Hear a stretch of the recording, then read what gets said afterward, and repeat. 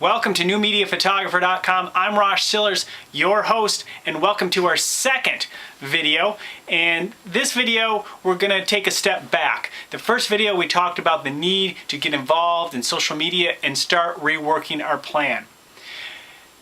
But you know what? It is time to even step back further also. New media is a big part of our plan moving forward.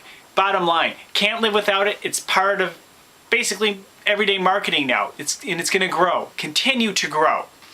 But I had to take a step back and decide, okay, what has worked, what has not worked?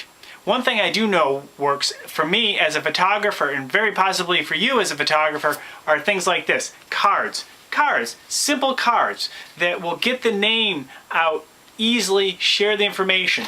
I don't know how many times I've gone up to somebody or they've come up to me and they said, hey, I see you're a photographer. Wow, what kind of photography do you do?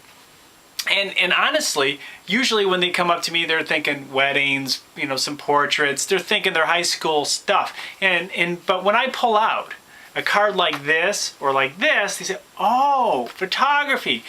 And then I explain my specialties, people, interiors. I also have a food card. I have other different cards that I share as well.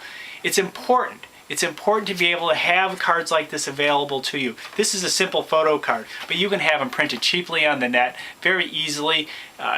You can buy 5,000 for $100. I mean, that's actually a little overkill, but there are options out there, and inexpensive options. Make sure they're designed well, make sure they're nice. Remember, the best advice anybody can give you in terms of design is simplicity, simplicity, simplicity.